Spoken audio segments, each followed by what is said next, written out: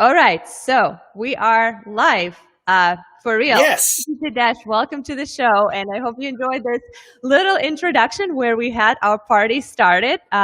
Welcome to our show, and welcome to DJ Dash Berlin joining us today on this kickoff campaign slash live interview slash stream with Restream and Mixcloud. Hi, DJ Dash, how are you doing today?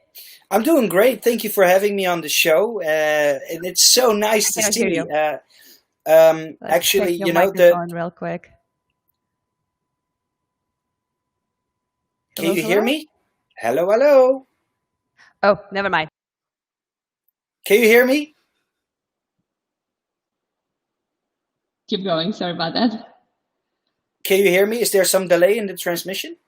No, it's perfectly fine. It was just like my headphones. They needed a second for, to catch up Okay. with the stuff. You're all good. So Okay. hi today again. Well, it was very nice to see the introduction, and there you go from the party to the studio, and what a contrast! What a contrast, right? I mean, No. one moment you're in front with tens of thousands of people, and now you're streaming solely every day, the Daily Dash worldwide, and it's such a contrast.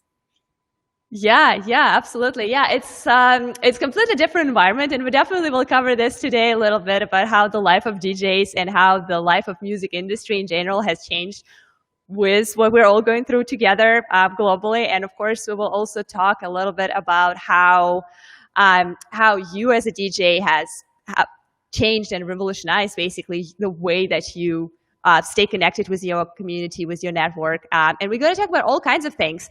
We're going to talk about how Restream allows you to stream to multiple platforms at the same time, including Mixcloud. This is our recent integration, and this is kind of what we're celebrating here together with Dash. And we will also take questions from your community because I'm seeing that the chat is getting busier, which is awesome. And I know that we're also featured on Mixcloud main page today. So thank you guys for that. That is awesome. We have Mixcloud and Restream team in the chat. They will be answering any technical questions, so feel free to drop those too. But primarily, ask questions for me or for DJ Dash if you have any questions about how to grow your audience as a DJ, how to create that virtual space for your DJ sets and music. We are here to answer all of those questions today. Yes. All right. So before we get to the community questions, I do have a couple for you, so we can kind of like get started and warm up. Sure. And I think the first one would be just kind of like a little bit of your history. When did you start DJing? Like, how did your DJ career start? I started DJing with these things behind me, with vinyl, and I started collecting vinyl when I was around, I think, 14, 15. So that would be around 1994, 1995. And just buying from local record shops and making a collection and trying to broaden my horizon with electronic music, because there was such an uprising then here in Europe, especially around that time. The 90s have been a very influential period for a lot of people out of my age group when it comes to electronic dance music. And I've built up quite of a collection over the years. And I started just as a youngster trying out to mix by myself with just a turntable and an actual cassette deck to get that matching. And from there on, there was a mixing championship being organized nearby, and I attempt to join that. And so I did, with zero experience at all. I just had a small, almost a briefcase filled with records, going on the bike to that specific club where the championships were being held. It was quite local in the south of the Netherlands, and without any relevant experience with a real mixing desk, a real mixer, or knowing how equalizing works, or with two turntables, I made it to the semifinals. I have no idea how I did that, but maybe it's sheer luck. Maybe it was the selection of records, but I look back at that period with a lot of joy, And that was my first steps. From there on, we kind of moved into the CD era, and vinyl mixed with CDs is what I used to do on certain carnivals. On a certain day, I just went to the city center in the city that I lived at that time, and I went to one of the specific attractions on the carnival where I knew that there was a DJ playing, and I just asked the owner if I was able to also join that, and he said, "Do you have any recent music?" I said, "Well, I have my own collection, but I didn't buy anything, the last couple of weeks." And he just took out his wallet and he gave me about, let's say, €200.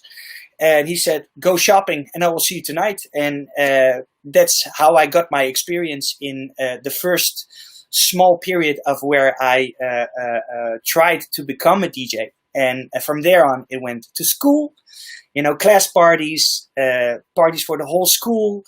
And from there on, you go to birthday parties. And from there on, you start to try to make a little bit of a name for yourself. And that goes from the region to a certain area to a nationwide amount of showcases where you can act as a DJ. Awesome. I'm just looking at the comments here, and since this stream is powered by Restream Studio, so this is how we do this, how we power this stream, and I do see the whole chat here aggregating from different platforms. We're live on YouTube, on LinkedIn, on actually LinkedIn. I can see that too. Yeah, Twitter, like we have people from Facebook, and of course, Mixcloud comments are coming in as well. And I can see so much love for you, Dash. Yeah. Like, I'm so jealous. There's so much amazing, so many comments of like, "Oh, Dash." I can see the whole Dash family is representing. I know, it's so amazing. I like this one from Sana's here. "It wasn't luck, it was you being awesome, Dash Berlin." So like it feels so good to see so much support. So we're so happy to have you here, and we're so happy that you're going to share your insights with other people who are thinking about DJing or maybe already on that path and trying to figure out this new reality of how can they be a DJ in these challenging times. So let's talk a little bit about live streaming your sets. Yeah, absolutely. When did you start live streaming your music, and how does this workflow look back when you just started, and how it evolved with the time? Yeah, well, nowadays, obviously, DJing is completely different from how I started. So, because everything is digital, so I take everything out of the laptop that I can find on internet, or that I've been sent as promotional work, or that I can use as promotional material that I make myself, and that's something that I use in the Daily Dash shows. I started streaming at the end of March, and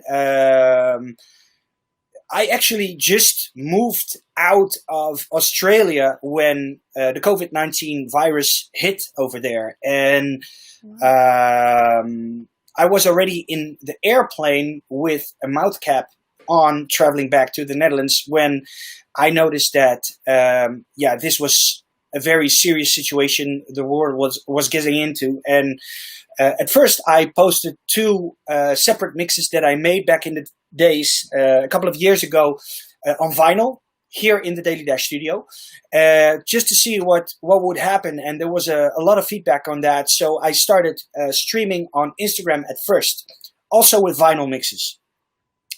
The downside of using Instagram as a platform for live streaming, so not recorded and then putting it on your Instagram account or on your wall, but really live streaming, is that you don't have a direct source in where people can enjoy 100% quality of the music that you're getting out of the mixer.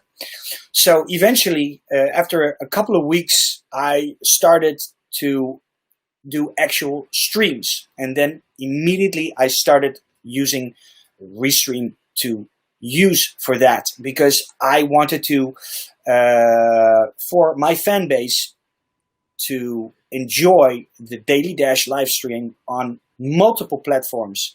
As I told you in the beginning of this interview, I'm very active on social media. So not only on Instagram, which I don't see as a very reliable source for live streaming, but also on Facebook, on VK for Russia, on Twitch. on Mixcloud, especially in the beginning, when there was the beta version for live streams on Mixcloud, which was a great asset to the already set of collection of live stream portals that I was using, and YouTube as well. And that's been going very, very well. Awesome. Yeah, great story. Good stuff. So, of course, we are going to talk a little bit about COVID-19 and how that affected music industry. In your opinion, based on your personal experiences, do you think that the pandemic will permanently change the music industry? And if so, how do you see the music industry and specifically like opportunities for DJ looking like in post-coronavirus era? It might. I'm not going to say 100% yes, but when COVID-19 hit, I immediately realized that it was something very to be taken seriously, and secondly, that it was going to take time. So, based on that, you see that when you look at the longer time it gets, the more hurt there is in the dance or the event industry to actually cope with the losses that people encounter in their businesses, what they do in the industry. This is a very serious situation. I might expect to see certain parts of the dance music industry to go belly up if COVID-19 persists. I think there is enough, how to say that, liveliness, enough creativity, enough to bounce back on for the period for more or less of a year. I think if it will extend the amount of a year, so let's say that it will take more than a year and a half, it might change the event industry for good. What you see now with certain organizations is that they are trying to find a way in to deal with certain regulations from their respective governments to still organize events with those restrictions. But the people, they do not have the same experience. And for all the colleagues that I have, for all the DJs, the artists, the producers, everybody started to more or less stream on a weekly or bi-weekly basis to stay alive, to keep vibrant, to show that you're still active. And I decided to do that a little bit more rigorously, namely doing it every day. And that's why I also call my streaming show The Daily Dash, because I do it on a daily basis.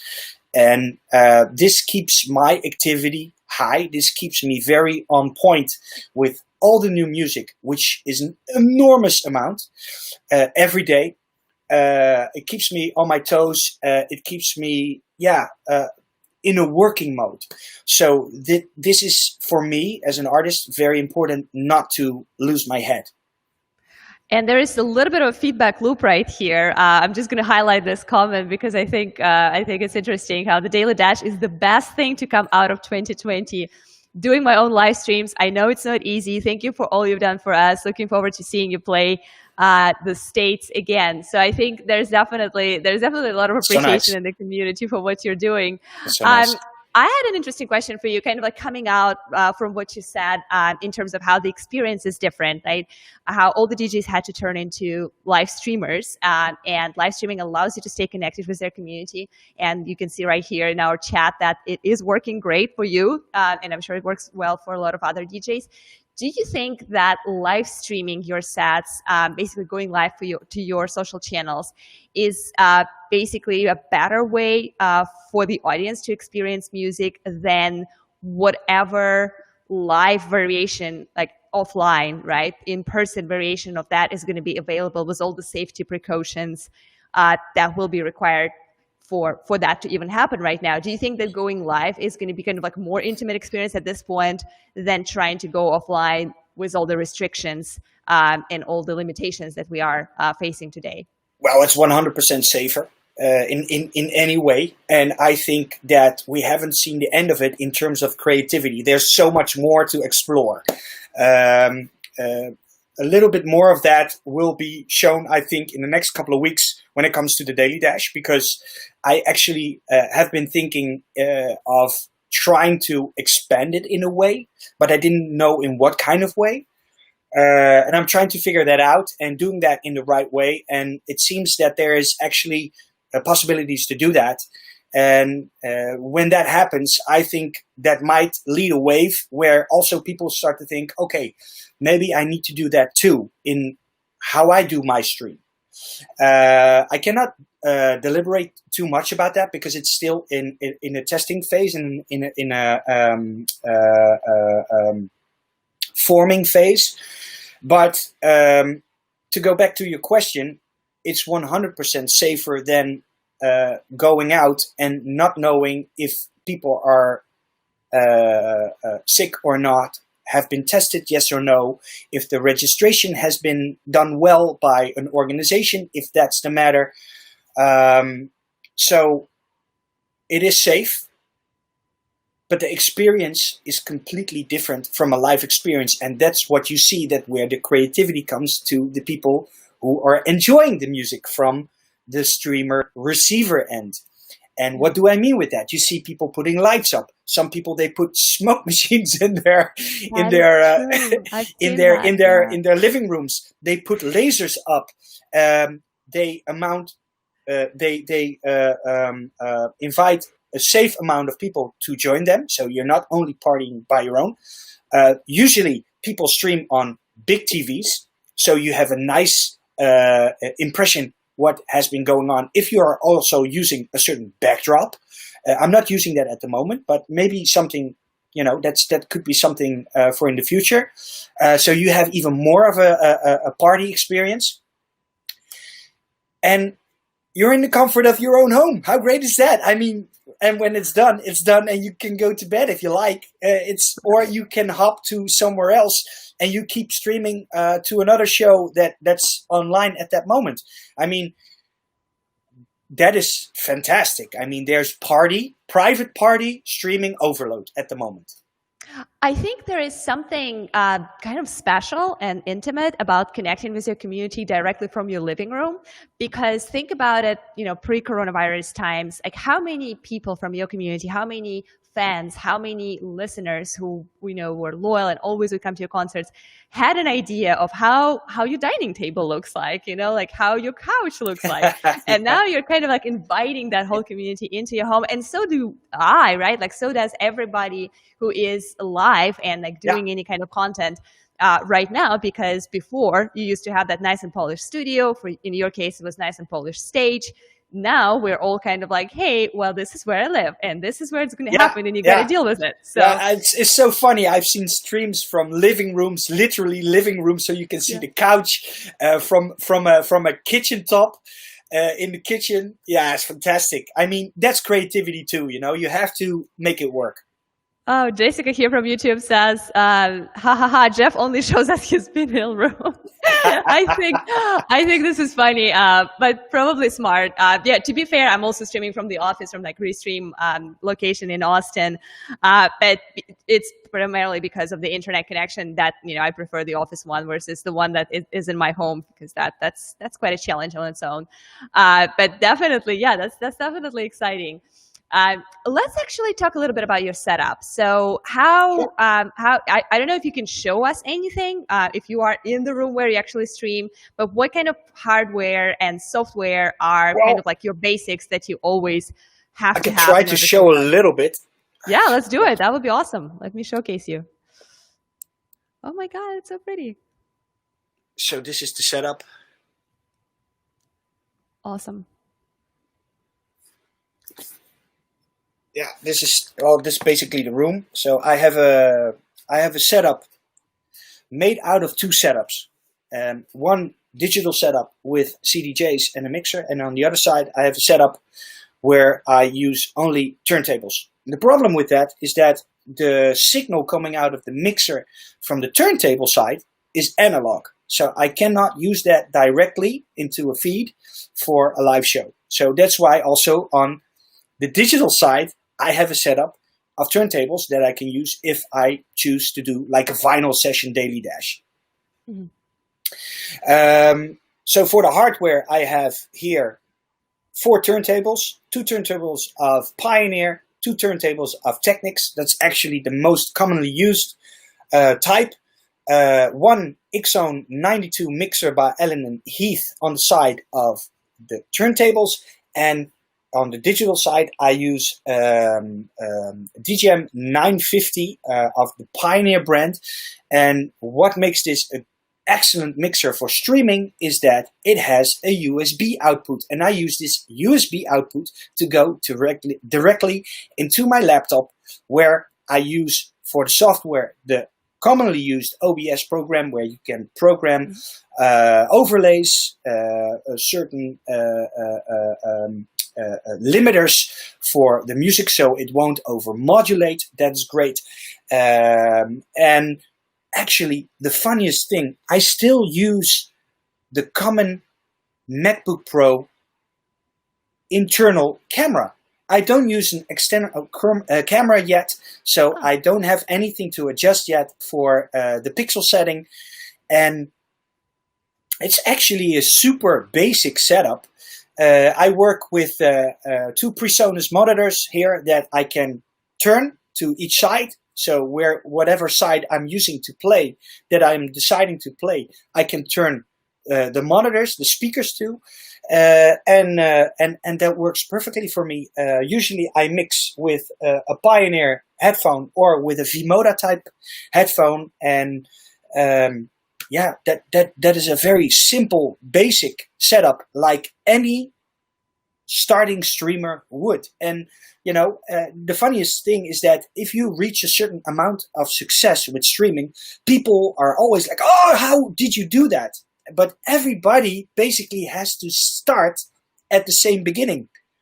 And when it works, it works. And for me, it works. So at this point, there is no specific reason to change anything in my setup. For the software that I'm using with OBS to stream, I specifically look at the monitoring and the limiting of the sound, that when I make a recording, and the recording is something you can also now automatically can save in Mixcloud. So that's a really cool feature. I use a separate program to do that, which is running at the same time, but it will never, ever overmodulate. So that is great. There is a downside for me using a USB cable as a direct source coming from my mixer to the laptop, is that sometimes I like to move. I like to move around. I like to dance a little bit sometimes. Sometimes I put the volume quite powerful. So this creates trembling. And sometimes the trembling seems to affect the USB port, and this makes that the signal of the audio is not being transferred well, and you will get a sound which seems like you have a wasp nest flying around on your earphones when you're listening to the Daily Dash. This rarely happens, but it's something I wasn't able to tackle yet fully. Besides that, a very other important point that I want to address is that I always use a direct source for the internet, because without the internet you cannot do any streaming. So yeah. I never use Wi-Fi. So always when people commenting or on YouTube or on Facebook Live or on Twitch, like, hey, you know, it's choppy or the signal is not going through, check your Wi-Fi. I don't have anything to do with that. My signal is always checked before the show, so I make sure that I have a good connection, a high ping. My ping is always between 11 and 15, so that's really, really stable. So I have a very stable connection with the internet because using a regular cable, not Wi-Fi. It will prevent a lot of problems. I can so relate to this because I used to use Wi-Fi because, that's the most common thing. That's the easiest. You don't have to think about it. Like, you just, the moment you're in the office, you are already on Wi-Fi. But recently I did get myself this Ethernet cable, and yeah, it's like night and day. The difference is massive. And I must say, like, we have a lot of people reaching out to us from different, industries and backgrounds, asking like, oh, how can I make my live streams better? Oh, this doesn't work. Oh, that didn't work out great. Like, I got pixelated. The sound wasn't perfect. And yeah, I mean, with my experience at Restream, I can say there's very little room in the world of live streaming for bad internet connection. So if you want to invest $25, $30 into that cable, do it. Yeah. It completely changed my world and my game with this live streams, and so I can so relate to what you just said in terms of I have nothing to do with Wi-Fi. Yeah. It is an advancement that you can get yourself, and it's just so easy to do. Yeah. Yeah, and in the marketing aspect of streaming, it means stability is key. If you don't have stability and your line will drop constantly or the line is choppy, that means that eventually people are going to be bothered with that and they will leave. I will do the same, to be honest. If it's not stable, then yeah, I eventually will opt out and I will go somewhere else. Awesome. Well, this is a very nice transition to what I was going to ask you next about your experience in growing your audience. By the way, for people who are just joining us, let me reintroduce you real quick. My guest today is DJ Dash Berlin. He's joining us from Berlin. Is that right?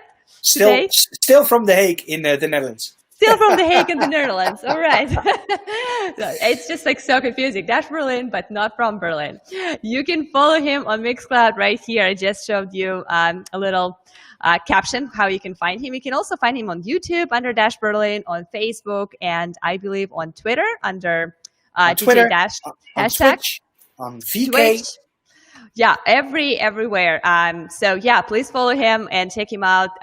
So you are a great example of a successful digital DJ, so to say, right? Your Facebook is over 3.5 million people.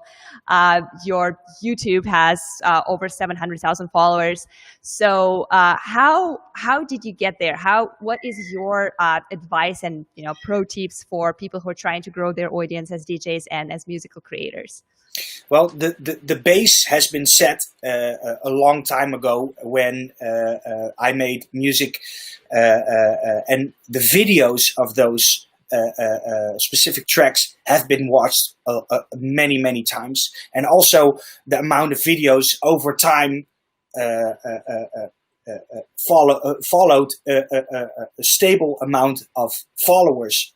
So it's a long-term story. It's not that you open a Facebook page or you open a YouTube channel and then boom, all of a sudden you're on 100,000 followers. It's been growing steadily. It's almost like a diesel, It's been slowly but surely and very steadily growing over the years, and the music had to do with that a great importance as well. The videos of the music as well, and because of that, there was a great base for me to start streaming from, because there is an enormous amount of people following Dash Berlin social media, whether it's Instagram or it's on Twitter or on YouTube or on Facebook. That doesn't specifically matter.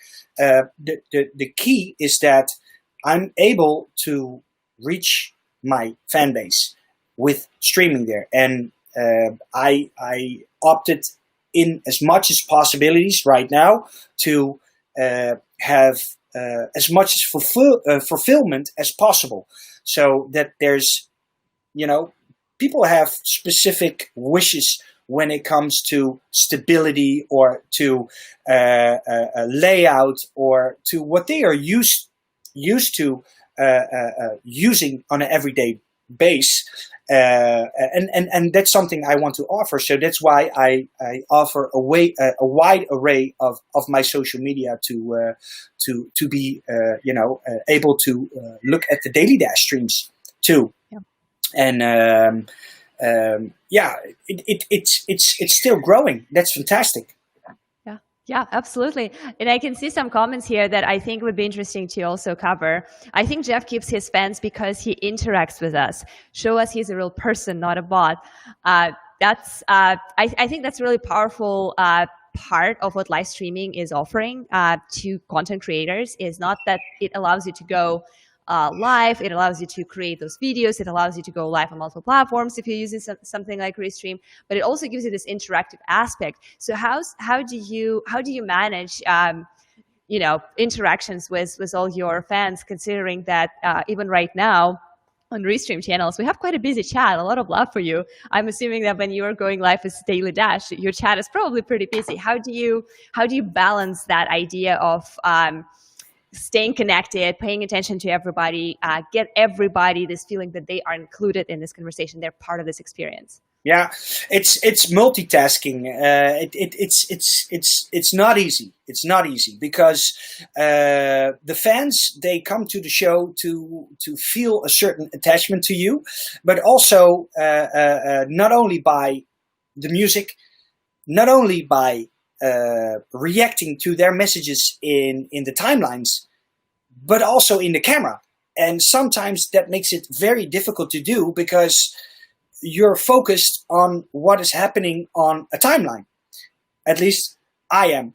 The difference from a real live experience, like the intro you made, like an Ultra or an EDC, where you have tens of thousands of people in front of you reacting to the music, is what you now only see in amount of people that are following a specific timeline. And that is what you're creating a focus to, like almost unconsciously. So when I make a decision to play a specific track, in a live setting, people would react by less dancing or less expressive.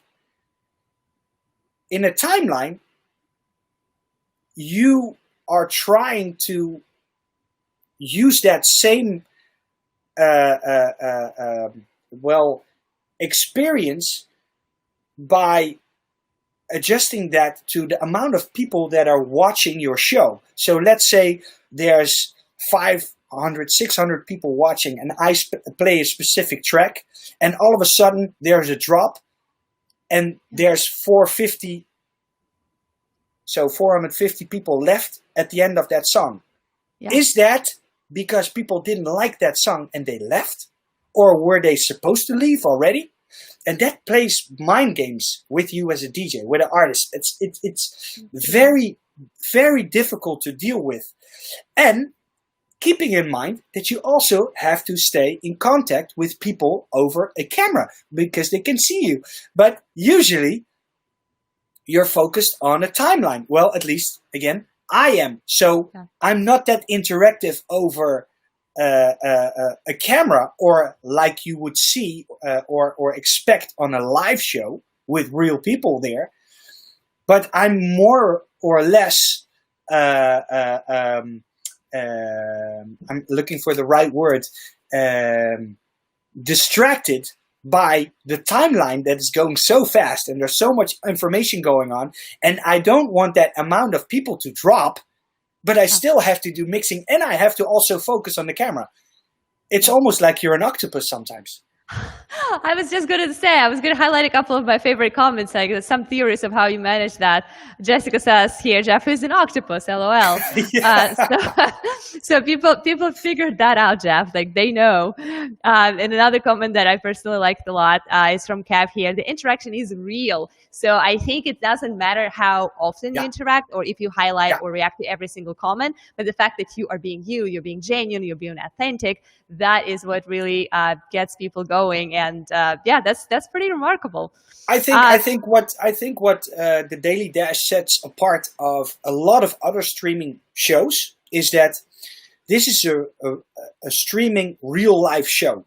And I had a friend of mine visiting here a couple of weeks ago, and she said to me, I know you very well, of course, but even if I didn't know you and I look at the Daily Dash, I know how you feel. So it's real. What you see is real. If I don't feel great, that is something I just show. And I'm not pretending, oh yeah, this is fantastic, or I'm having a great day, while I'm actually, I'm not feeling that well, or I'm not in a good mood. That makes it very real, and that makes it also appealing to people to be in a streaming that is real, that is not made for a show. You know, not made for an act, not made to portray something which is not. It's real. The Daily Dash is 100% real. I agree. I mean, this is another powerful thing of live streaming, in my opinion, is that it is not polished. It is not edited. It is not perfect. It's not designed to be. People are much more forgiving to little hiccups like, oh yeah, my microphone didn't work. You have to. Like, oh, you have exactly. to, but not always. Not always. Not always. I see a lot of streams myself, and I also see a lot of forced acting. I see a lot of forced portraying, like, oh yeah, I'm in front of 100,000 people, and you know it's not. And it doesn't look real. It doesn't portray realness. Just be yourself and enjoy the music. And that's usually what people, get attracted to, getting into DJing or electronic music. It's the love, the passion for electronic music, and what it brings to you, what it makes you feel like. And you don't have to portray something that is not at that moment. And some people, they actually do that. And yeah, that is eventually, over a long time, I think also a reason for people to leave a stream, because they think like, yeah, what is this B type of acting that I'm watching? I rather, put on a good movie. I will watch a movie, and, I will come back to see another show that feels appealing to me, that is, real. I like that B type of acting. That is hilarious. I agree. Authenticity is the key. And there is an expectation, I guess, from the society in general, and especially during difficult times like this, that if you decided to show up, you got to be positive. You got to portray and radiate that happiness and joy and all good emotions. But I think it is really remarkable what you said, that it is a lot of times helps you to connect with your community if you are just showing up as you are. And sometimes I had a garbage day. It was really bad moment in my life, and here's the music that's going to help me, and here's my community that is going to support me. So I think it's very powerful. I really appreciate you sharing that. That's awesome. And I can see your community is 100% on the same page as you on this one. True Dash family. Exactly. I wanted to talk to you about kind of the elephant in the room when it comes to music and DJing and streaming, musical content. There are copyright issues, and different platforms handle them differently. And it is definitely an issue for musical creators who are basically in any step of their journey, right? Like if you're aspiring, you just starting off DJ, or if you are already established and you've made the name for yourself, you are going to have some kind of experience with that. Have you had any copyright issues with your sets, and how did you handle them? And what is kind of your vision in terms of what platforms do today and what they should be doing in order to make this all happen and work for everybody? I think the COVID-19 situation came too quick for the technology of streaming at this moment. I've had multiple times that, especially with Facebook, I've been cut off. If you look at the video history on Facebook, you see in some cases, for one single Daily Dash episode, there is 5 videos. And why is that? Because it got cut off because of copyright issues. Is it right that there's copyright issues? Yes, there is. I think that should be respected in a great way. But the funny experience for me as an artist is that when I get specific music from artists personally, or from a record company personally, or from a major record company personally, to promote in the Daily Dash, and when I do that, it gets cut off, it makes me laugh because it shows that the streaming industry, the online movement is not ready for that type of quickness in delivering new music. And the funny thing is that, so I get this new music, right, with permission of the artists themselves, and still you get cut off. Why is that? Because at that time there wasn't a permission from the artist or the label to, or the main label or the major company, which sets out certain bots on algorithmic ways to find where the music is being played, and then it gets cut off. Just like making a wrong decision of playing the bad track in a set, getting cut off is also very, very harmful for streams, because people will eventually leave because it's very interruptive. Again, I think it's a good thing that there's copyrights, but and actually this is a small bridge towards Mixcloud, of how Mixcloud is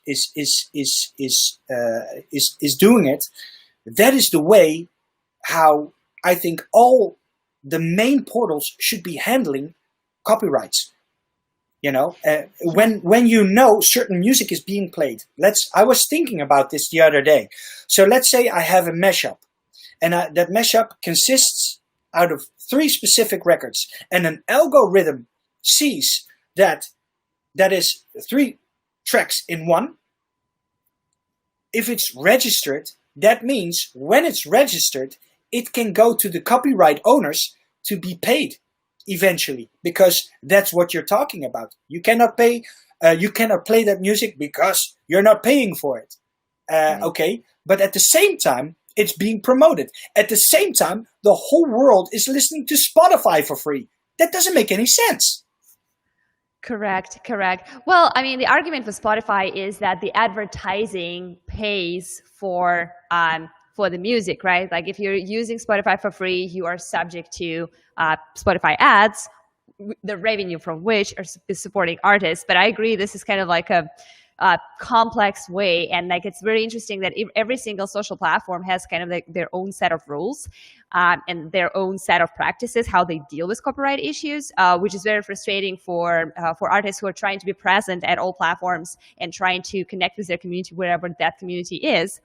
And yeah, that's where I think it would be worth mentioning that Mixcloud does have unique licensing deals, and it is purpose-built legal platform where audio creators can actually play their music and not experience takedowns and muted tracks, which is one of the things that Mixcloud is really proud of. And this is why Restream is very proud of being part of the integration with them and allowing DJs and content creators who stream music to connect through Restream to Mixcloud and other platforms that are still catching up in terms of legal issues and like ways how they want to handle it. But do you think that in the future, like how do you envision future of copyright issues? Do you think that all platforms will eventually just get on board and figure out how can they provide licensing for the creators? How do you think? As long as it's being monitored and it's being registered, what's the issue? The issue is that there's no issue.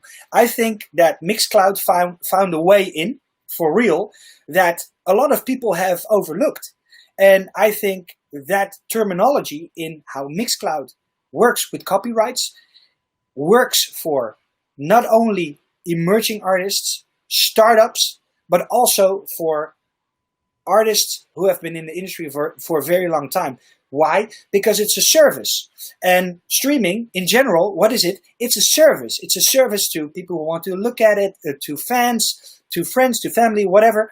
And you want that service to be stable. And I think, this is my personal opinion, for how Mixcloud works with the copyrights and making this so stable, and truthfully for the respective owners of the rights of the music that's being played, I think the whole industry of platforms that are offering streams should follow that way. Yeah, absolutely. Let's talk a little bit about monetization and how the artists like yourself could actually look at your creative talent, your streams, your live content as a business. Do you monetize your content at all? And how do you think about your content in terms of business? Now, so let me explain how I started with the Daily Dash. The Daily Dash first was a way of not getting too much into the misery of the world at the moment dealing with COVID-19. So I started going back to the roots, playing in my bedroom, but now it's a professional studio where I can play.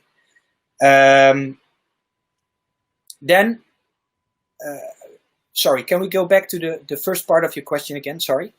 Sure, no worries. So I was curious if you monetize your content at all. And the monetization. Yeah. How do you do that? So, how do you think about it? I wanted to explain a little bit more openly of how I've been doing this. Like I explained before, first it was Instagram, then I went to multiple streaming platforms. But at that time, I was also very much involved with giving back to the community. So doing specific live streams which were made in cooperation with businesses that were getting hurt.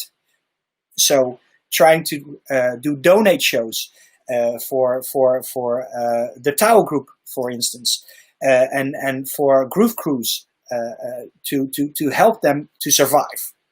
So it went from nothing to donation to the point that we are now at in the world, where you can see that the event industry is the last in line to be helped to survive. Then eventually there were certain ways from the streaming portals to be used to start monetization. And till the very day of this day, I'm not using monetization. I want to start with monetization of a stream at the last moment, if possible. And at that moment, I also want to do something more with the stream. There has to be something extra where people also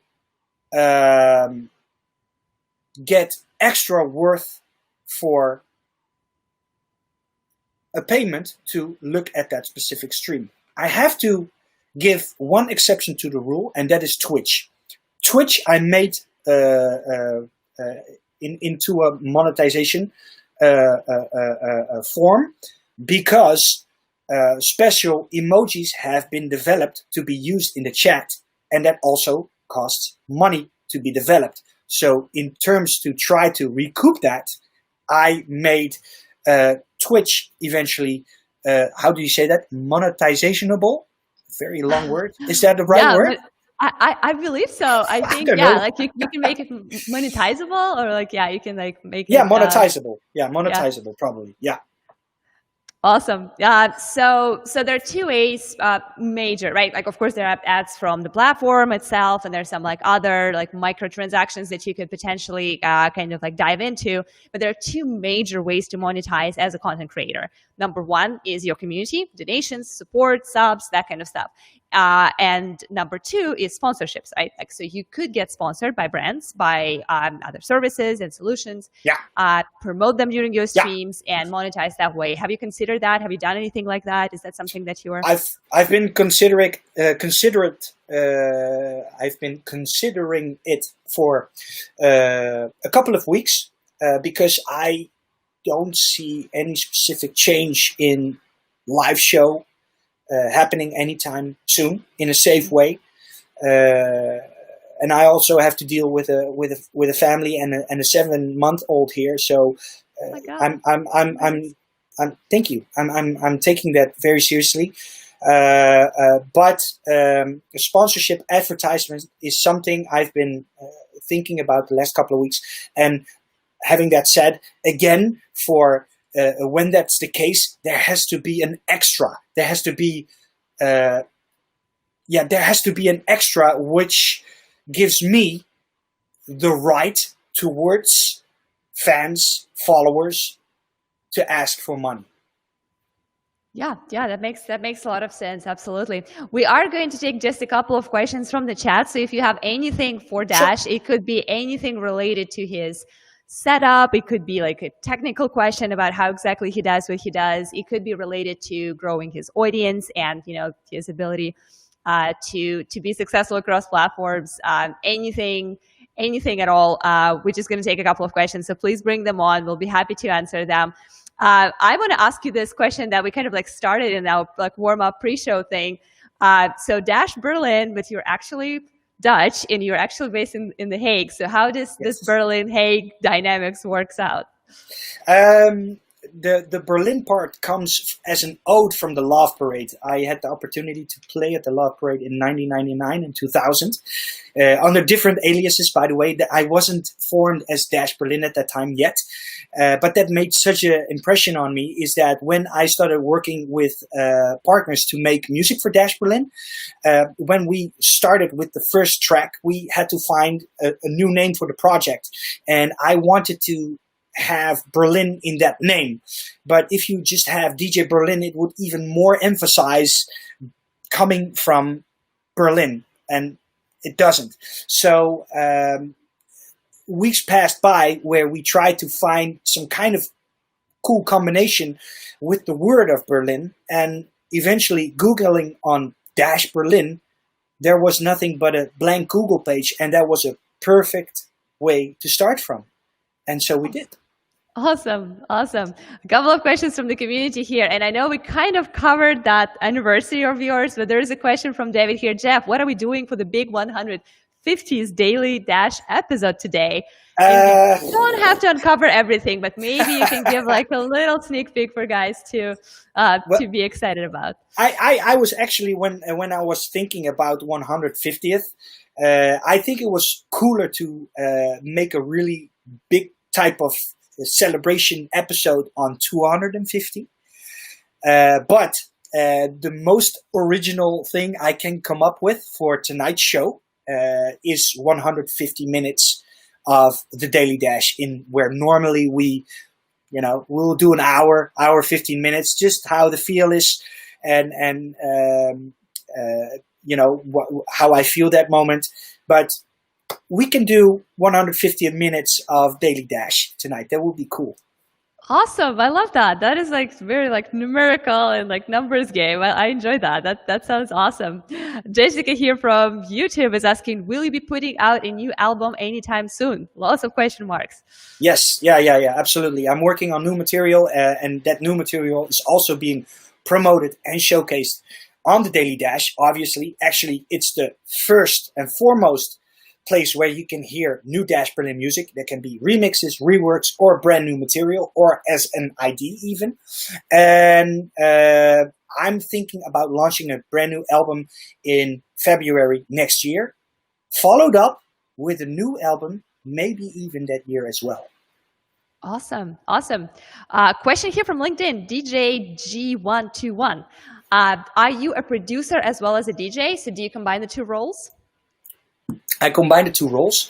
So what I do is I mainly produce during the day, and around dinner time I have my dinner And after dinner, I also already have my promotional copies and my new music sorted out to be used in the Daily Dash if it's not a specific Daily Dash themed episode, which we also have. We have vinyl sessions, we have 138, we have Dash Goes Deep, where it's more progressive, deep house type of electronic music.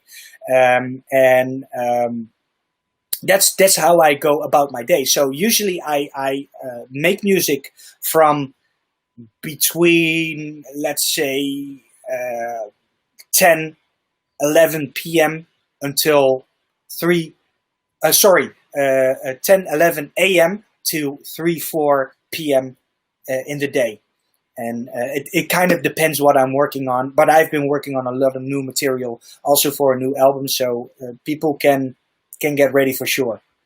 That's awesome. I like how the dinner is that like borderline between DJ and producer. Like, you know, before dinner I'm one thing, after dinner I'm another thing. That's a Family nice way to kind of like, I know, right? Like you gotta break this down. That's so awesome.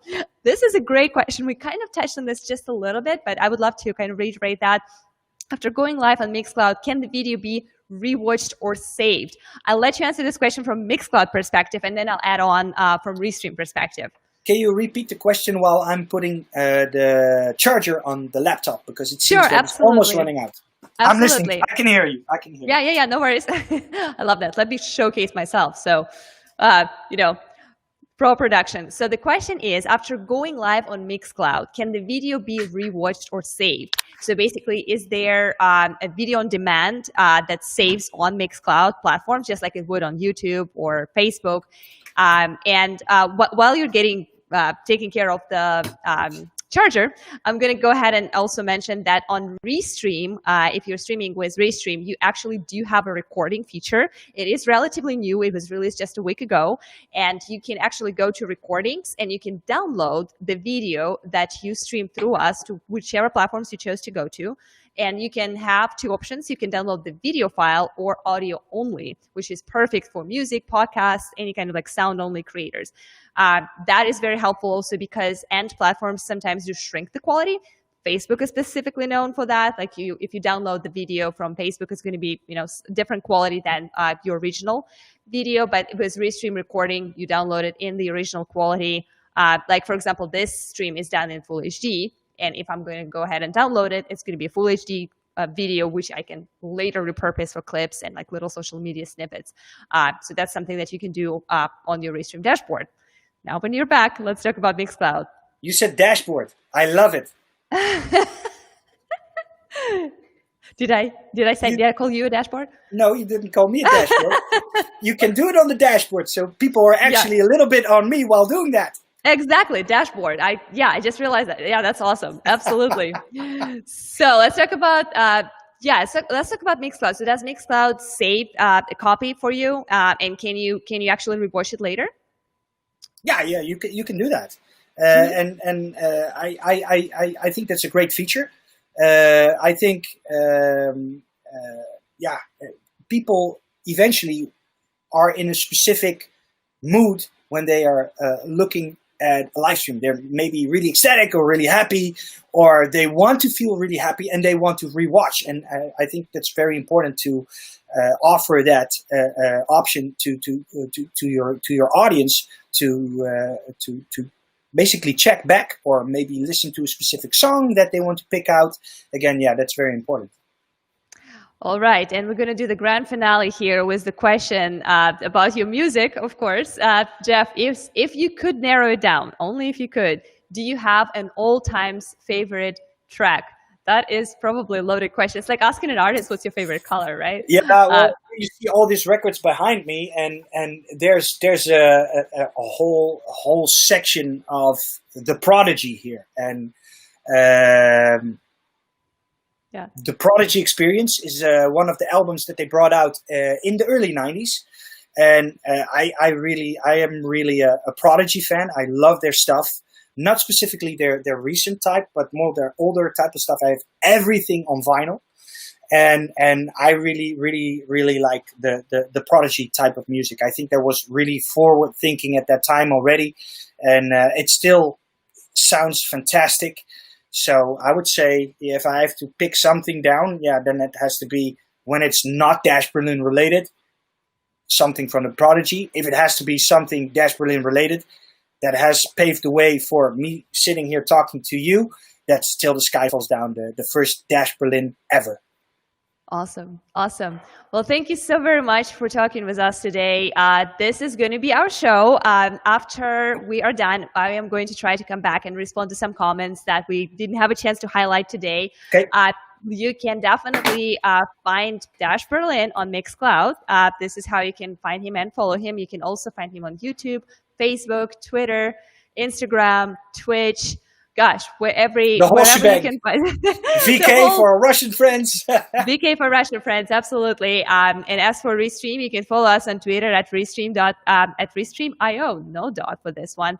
And if you are interested in learning more about our live studio or products, then Restream.io is your website. We have a whole list of products and everything you need to know about live streaming to multiple platforms at the same time. This was powered by Mixcloud as well. Our friends were so nice to feature us on their main page, and we are so happy to be integrated with Mixcloud and allow this, new horizons, open these new doors for musical creators, DJs, musicians. So thank you everybody for joining us today. Thanks for such a busy and positive chat. Honestly, Dash, this was the most loving and full of hearts and positive emotions chat I have seen in a long time, and I've done quite a bit of different streams and interviews. Great people.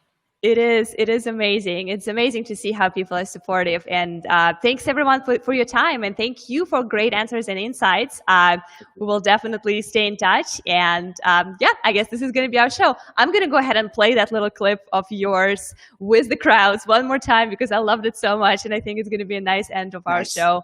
And other than that, see you guys later and cheers.